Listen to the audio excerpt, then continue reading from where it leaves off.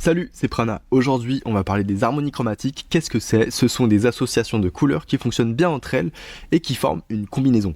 Bien sûr, tout ça reste subjectif. Il y en a qui peuvent aimer certaines combinaisons ou non. Donc on va tout de suite commencer par afficher la roue chromatique en sélectionnant le fond dans notre vue 3D OMI. Donc là, je vais vous parler de la première combinaison qui est facile à comprendre et facile à utiliser. Il s'agit des nuances. Là, par exemple, si je prends le bleu en couleur de référence, les nuances de ce bleu vont se retrouver juste ici. Un autre exemple, si je prends le rouge, les nuances du rouge vont se retrouver ici. On va maintenant parler des couleurs monochromes. Donc ce sont les couleurs qui vont se retrouver entre ma couleur de référence et le centre. Donc toutes ces couleurs sont les monochromes de ma couleur de référence. Ensuite, on va voir les couleurs semblables. Les couleurs semblables sont les couleurs qui sont proches de la couleur de référence. Par exemple, je prends mon orange et les semblables du orange vont se retrouver juste ici. On va maintenant parler des couleurs complémentaires.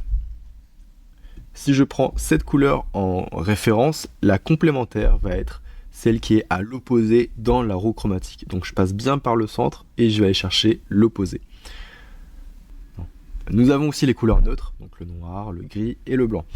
On va maintenant passer à la pratique, donc on va faire apparaître un produit dans notre scène et jouer avec quelques combinaisons pour voir ce que ça donne.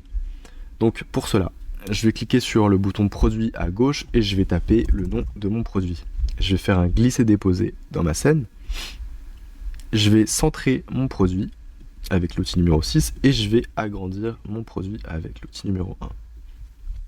Maintenant, je voudrais que mon fond ait la même couleur que mon étiquette. Donc pour ça, je vais cliquer sur mon fond et ensuite je vais sélectionner la pipette et sélectionner une couleur de mon étiquette. Donc là, par exemple, je vais prendre ce bleu là, vu que mon produit a une dominante en turquoise. Maintenant, je vais pouvoir jouer un peu avec les nuances, je vais pouvoir aller sur une couleur peut-être un peu plus claire et lancer un aperçu. Voilà ce que ça donne avec cette combinaison de couleurs. Maintenant, on va aller chercher la couleur complémentaire. Donc, si je traverse bien ma roue chromatique, on va tomber sur cette couleur. Après, je peux venir, bien sûr, jouer un peu avec le curseur, donc aller un peu sur du rouge ou sur du magenta. Donc, je vais prendre cette couleur-là et je vais lancer un aperçu. Donc vous allez voir que grâce à cette combinaison, donc les complémentaires, vous allez faire ressortir votre produit davantage. Parce que du coup, votre produit ne se fond pas à votre fond.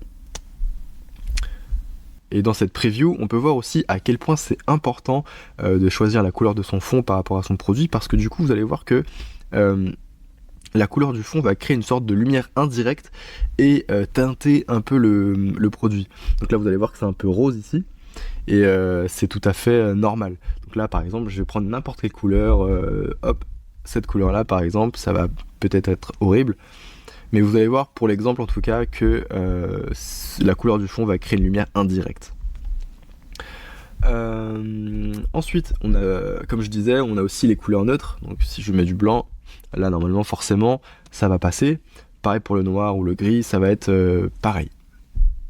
Après pour les fonds de couleur noire, je vous le déconseille si vous avez un produit transparent. Par exemple un parfum, une huile ou quelque chose comme ça. C'est mieux d'avoir un fond plutôt coloré et une lumière bien éclairée.